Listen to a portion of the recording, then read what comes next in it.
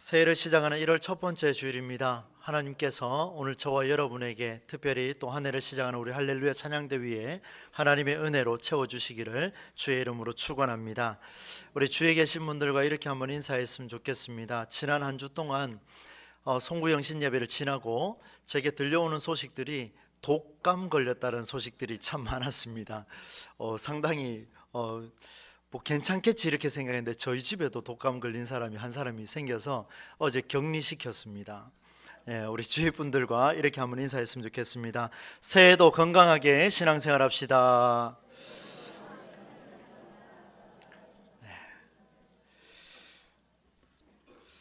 네, 새해를 준비하면서 한 3주 정도였던 것 같습니다. 어떻게 새해를 시작하면 좋을까 참 많은 생각을 하던 가운데에 오늘 에스라 본문을 이미 먼저 선정을 하게 됐습니다.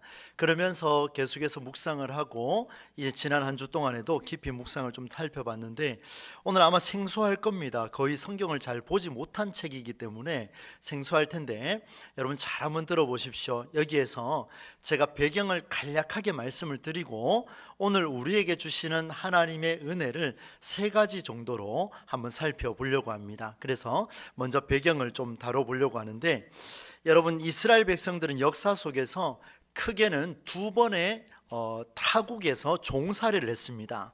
첫 번째는 우리가 잘 알고 있는 대로 애굽에서 430년 동안 그곳에서 종살이를 했었습니다. 그리고 또 한 번은 언제냐면 바벨론의 포로로 끌려가서 70년을 살아야 했습니다. 그러니 전체 합쳐서 크게는 한 두 번 정도다 이렇게 생각을 하시면 될 것 같습니다.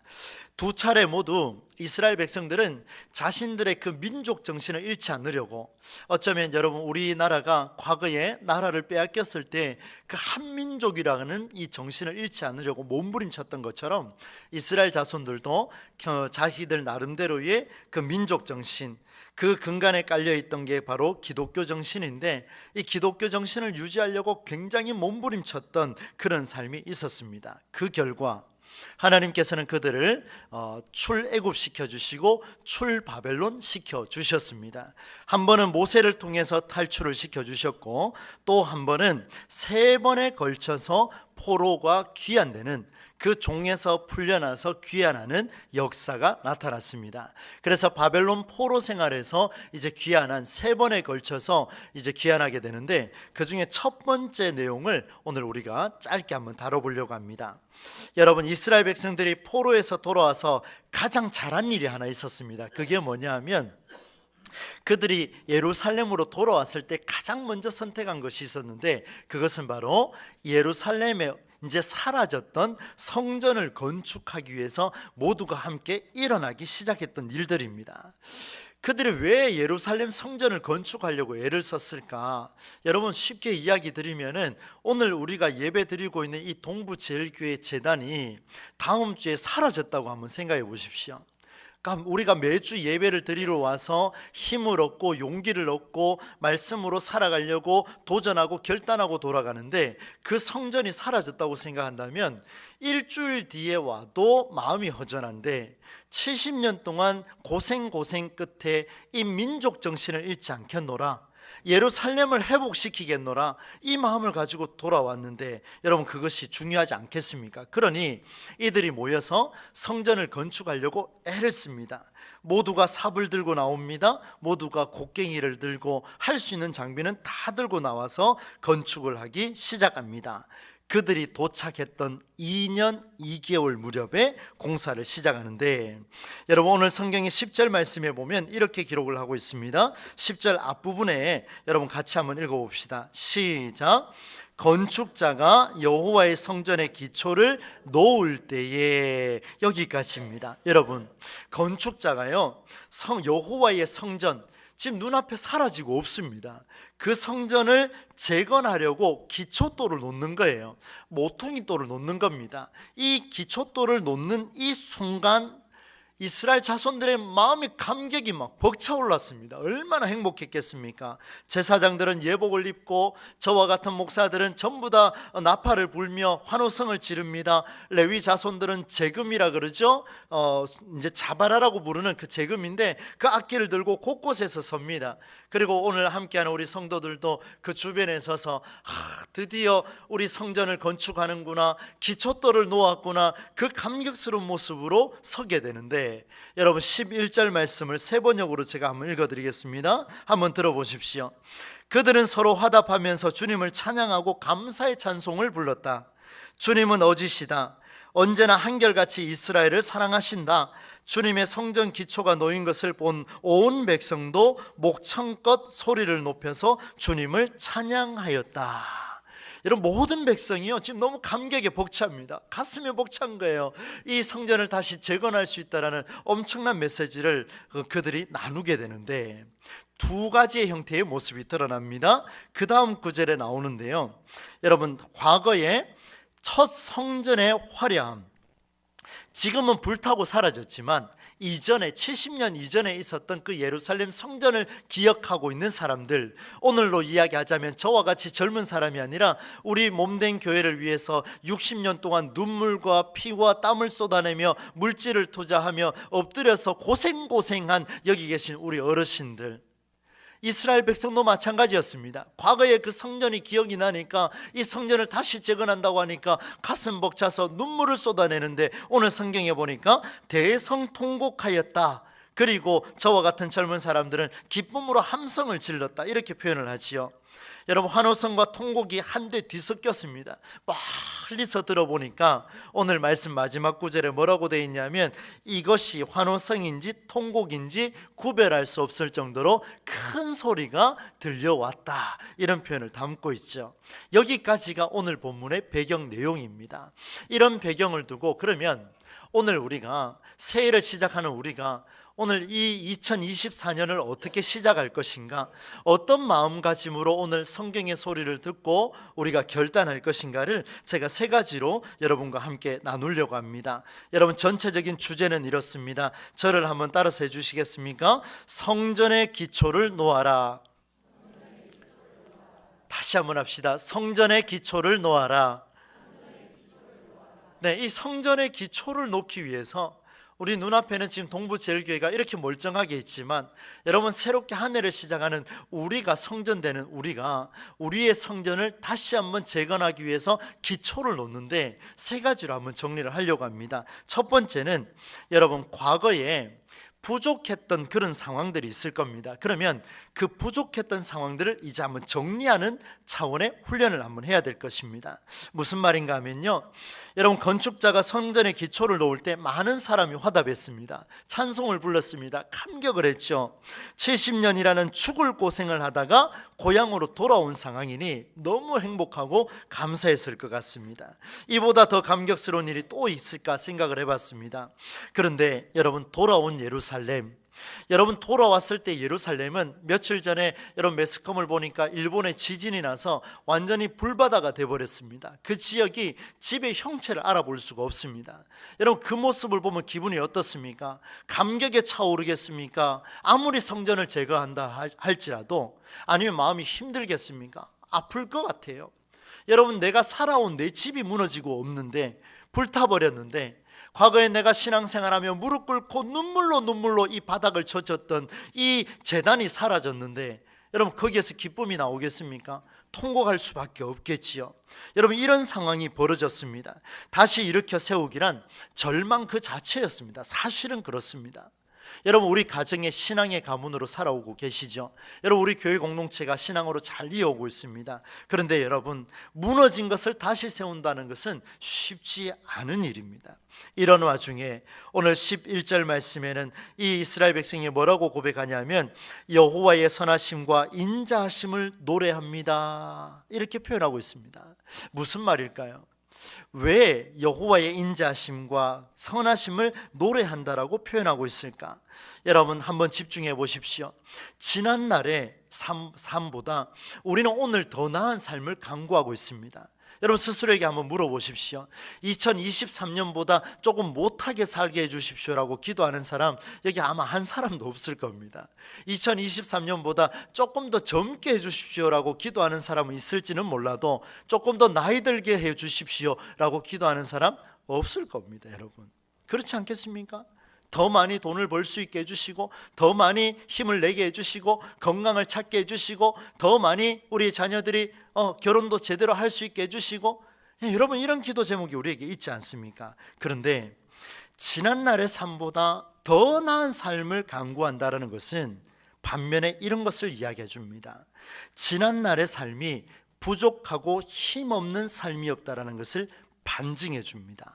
상당히 우리에게 의미를 더해 줍니다. 무슨 말입니까? 오늘 하나님 앞에 지난날보다 더 새로운 삶을 허락하여 주시옵소서라고 기도하면은 지난날에는 그럼 하나님이 대충 함께 하셨습니까? 대충 하셨습니까? 아니지요. 그때도 우리와 끈질기게 우리와 씨름하시면서 우리와 함께 하신 하나님이신 줄로 믿습니다. 오늘 우리가 더 나은 삶을 강구한다는 것은 그때도 함께 하신 그 하나님, 오늘도 변함없으신 그 하나님, 내일도 공평하신 하나님, 그 하나님은 변함이 없으시니 오늘도 나와 함께 하실 줄로 믿습니다라는 고백이 더 나은 삶으로의 고백인 줄로 믿습니다. 그러니 보십시오. 지난날에 잘못된, 부족한, 연약한, 내가 병들었던 이런 것은 문제가 되지 않습니다. 무엇이 오늘 이 시간에 하나님이 나와 함께 하심이 있느냐 없느냐가 삶의 결정적이라는 것. 그러면 오늘 첫 번째 성전의 기초를 놓는 일은 무엇이냐? 지금 내 가운데에 변함없이 역사하시는 그 하나님을 붙잡는 일이 바로 성전의 기초를 놓는 첫 번째 일이라는 것을 보여줍니다. 두 번째 일입니다. 여러분 첫 성전의 화려함을 보았던 경험에서 벗어날 수 있기를 바랍니다. 이 또한 굉장히 중요한 말씀인데요, 한번 따라서 해봅시다. 화려했던 기억에서 벗어나자. 여러분 참 한번 잘 들어보시기를 바랍니다. 오늘 본문 12절 말씀을 보면요, 레위 자손들과 제사장들과 족장들 가운데 연세 많으신 어른들이 첫 성전으로 인해서 대성통곡하고 있습니다. 저는 이 말씀 보면서 참 감사하게 처음에는 생각을 했습니다. 그런데 여러 가지 만감이 교차를 하는 것 같아요. 옛날의 추억들, 과거에 부흥했던 시절들, 70년 전에 그 화려했던 예루살렘 성전을 보았던 우리 어른들의 그런 모습들을 생각을 하니 감개무량하죠. 얼마나 가슴 벅차겠습니까? 사랑하는 성도 여러분, 우리 과거에 이 성전을 반을 잘라서 본당으로 예배를 드리다가 두 배로 증축해서 예배 드리고, 여러분 이 사실들 여러분 다 알고 계시잖아요. 저는 보지 못했습니다. 그런데 여러분 어떻습니까? 그때 기억을 생각을 하면 가슴 벅차요. 너무 좋아요. 여러분 우리 대구를 예전에는 별명을 지어줬는데 뭐라고 지었냐면 대한민국의 예루살렘이라고 불렀습니다. 기억나십니까? 저만 기억합니까? 기억 안 하시는 것 같습니다. 여러분 대구가요 영적으로 뜨거웠던 지역이었어요. 어마어마하게 불던, 그냥 손만 대면 응답되는 그런 동네가 바로 대구 지역이었습니다. 그래서 전국에 있는 여러분 전라도에 있는 강사들까지도 주암산 기도원에 와서 집회를 열었습니다. 대단했지 않습니까? 서울에 있는 목사님들은 당연한 이야기죠. 그렇게 뜨거웠던 동네가 무엇이냐? 우리 대구입니다.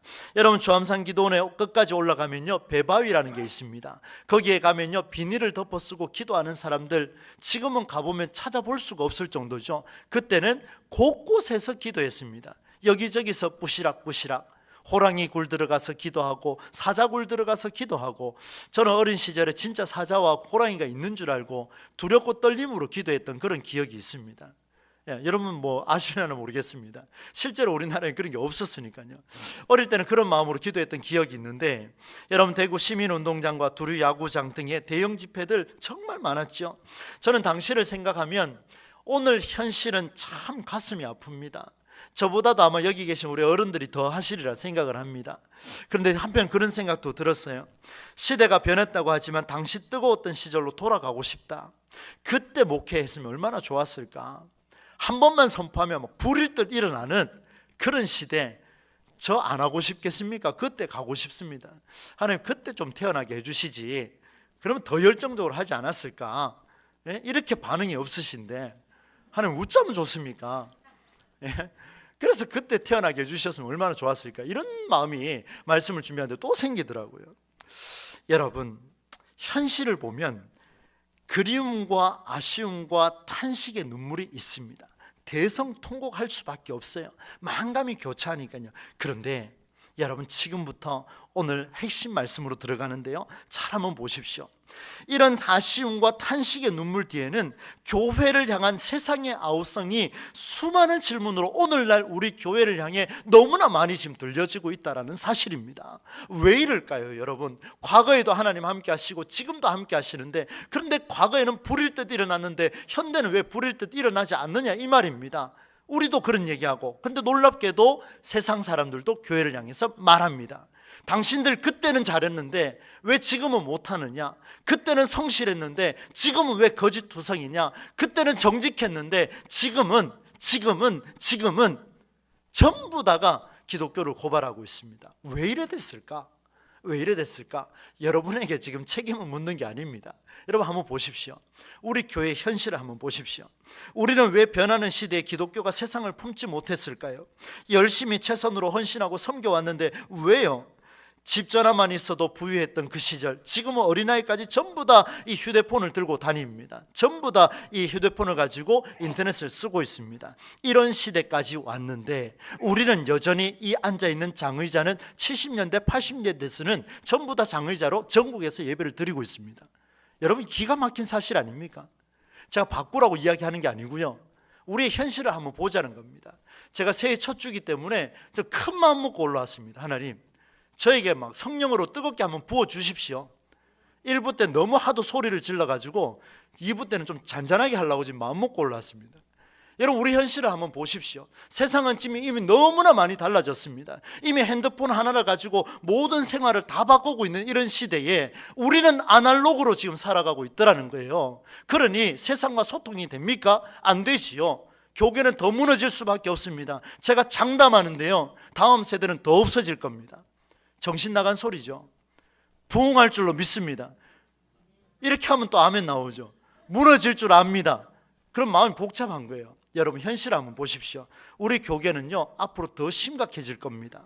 왜 이런 말씀을 드리냐면요, 우리는 기존의 형식과 과거에 젖어있던 주암산과 대구산의 그런 모습들, 우리 과거에 60주년 살아온 우리 과거의 모습들, 이런 환상에 젖어 있다 보니까 지금 이 순간 나와 함께 하시는 하나님이 무엇을 하고자 하시는지, 하나님이 무엇을 원하시는지 우리는 전혀 관심이 없습니다. 전혀 관심이 없습니다. 거기에 대해서 너무나 관심이 없어요. 제가 지난 1년 동안 너무 가슴이 아팠습니다. 하나님, 우리 교회 순수하고 착하고 정말 말없고, 우리 대구 시내 소문 다 났습니다. 우리 교회가 너무 좋은 교회예요.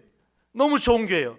그런데 놀랍게도 하나님의 사역을 감당하고자, 하나님 뜻을 실천하고자 몸부림치는 일에도 침묵하는 교회가 우리 동부제일교회인 줄로 믿습니다.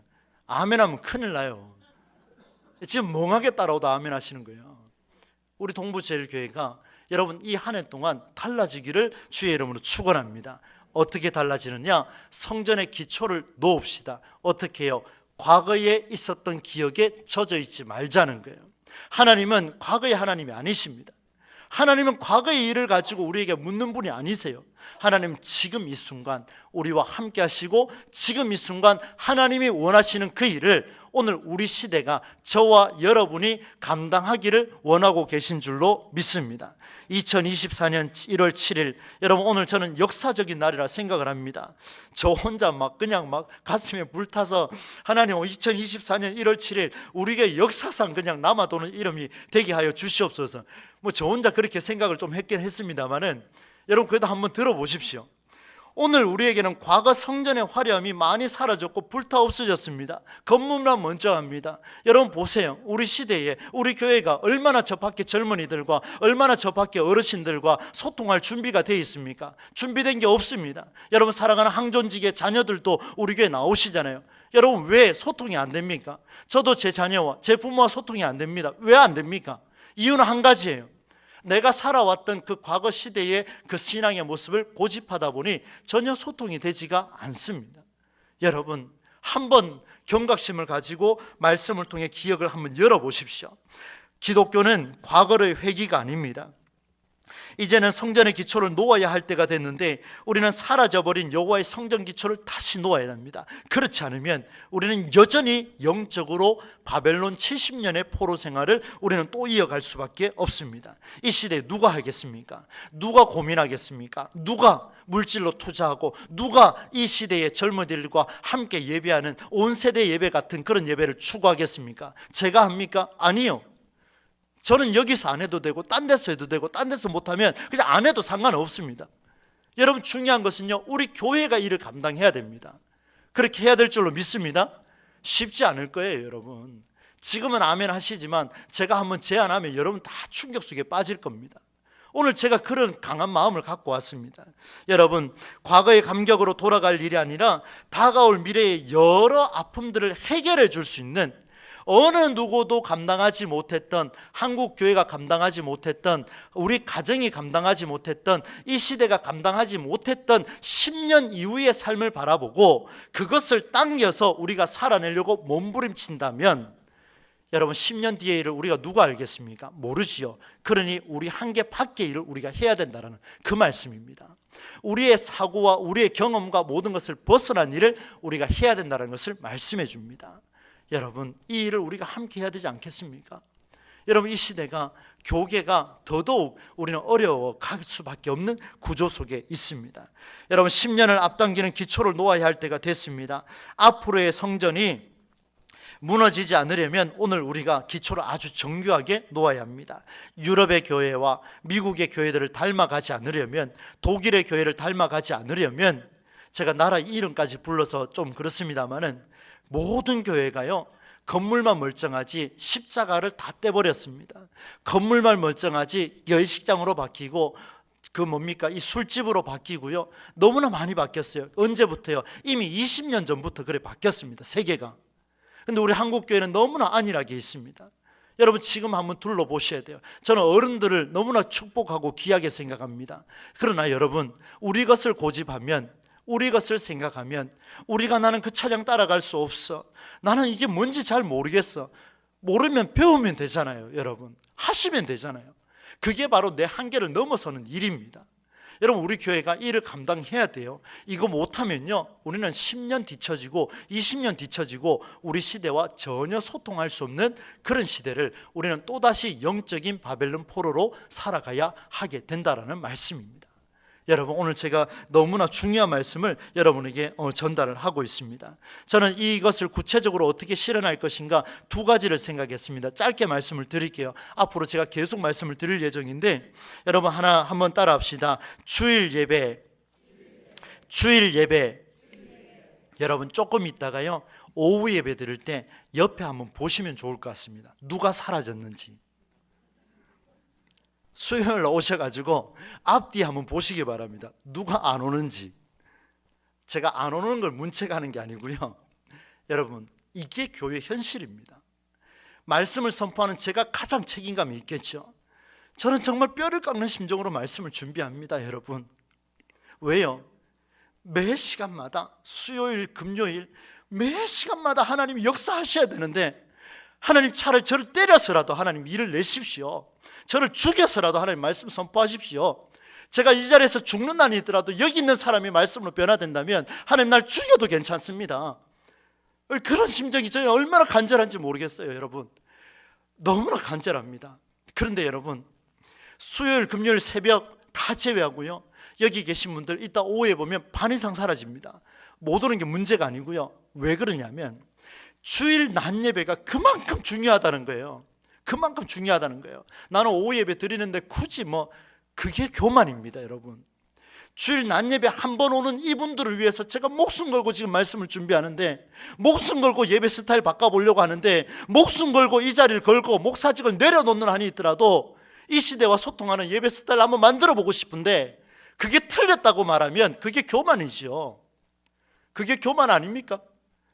이 시대 가운데 하나님께 말씀을 가지고 이 시대에 소통하려고 하는데, 주일 날 예배 딱 한 번 나오는 그 사람들이라도 살려보고 싶어가지고 그렇게 간절하게 부르짖고 외치는데, 여러분 뒤에서 기도해 주셔야 되는 거 아닙니까? 기도해 주셔야 되는 거 아닙니까? 우리 교회는 그런 일로 기도하는 교회가 될 줄로 믿습니다. 그렇게 해주셔야 돼요. 여러분, 그렇게 해주셔야 돼요. 여러분, 저 왜 불렀습니까? 왜 부르셨어요? 뽑다 보니 걸렸습니까? 그럼 다행이고요. 저는 그렇게 오지 않았습니다. 여러분이 저를 어떻게 생각하든 상관없습니다. 저는 하나님이 이 자리에서 너 죽으라, 여러분, 이 말이 들릴 때마다 얼마나 가슴 벅찬지 아십니까? 마음이 뜨거우십니다. 우리 교회는 이대로 있으면 안 됩니다. 이대로 있으면 안 됩니다. 주일 낮 예배에 모든 걸 걸 작정입니다. 언젠가 계속해서 변화가 일어날 텐데 여러분, 거부하지 마시고 우리 어르신들 한번 받아보십시오. 달라질 겁니다. 두 번째가 있습니다. 한번 따라서 합시다. 교회가 있어야 교회가 산다. 앞에 교회는요, 사람입니다. 사람이 우리를 향해서 교회라 말씀하시죠. 너희는 너희가 하나님의 성전인 것을 알지 못하느냐? 내가 교회잖아요. 교회가 없으면 교회 공동체는 무너집니다.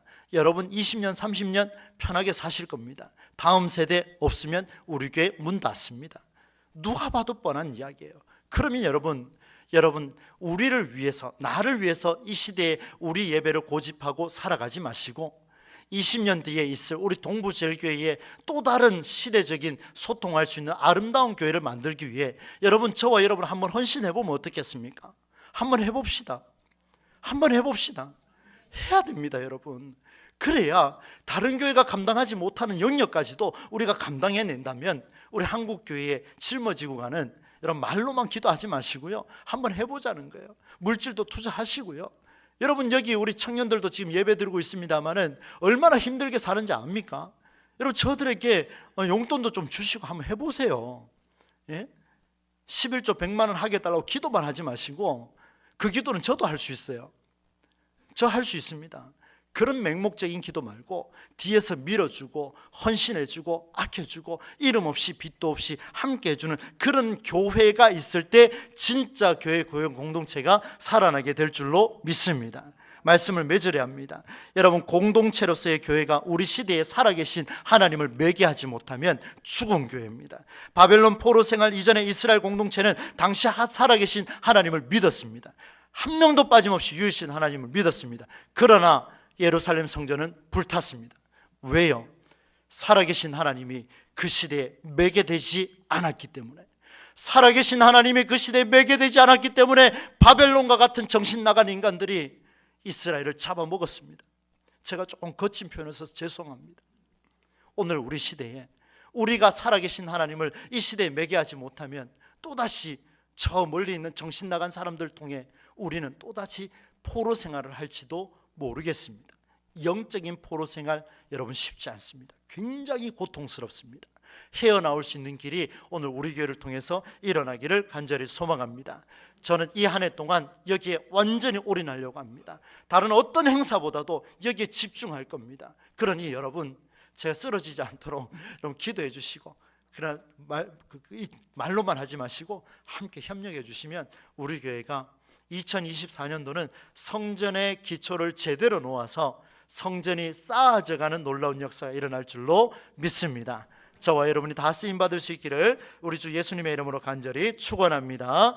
하나님 아버지, 은혜와 사랑을 감사를 드립니다. 아버지 하나님, 동부제일교회를 생각하면 여기 계신 우리 어르신들로부터 시작하여 젊은이들에 이르기까지 가슴 벅차고 대성통곡하며 기뻐하며 여러 가지 만감이 교차할 줄로 아는데, 이제 과거의 것을 내려놓고 이제 새 출발하며 하나님이 주시는 새 교회를 만들어갈 수 있는 우리 모두가 되게 하여 주옵소서. 주일 낮 예배가 성공되게 하여 주옵소서. 하나님 아버지, 교회가 살아야 교회가 살아납니다. 사람이 살아야 교회 공동체가 삽니다.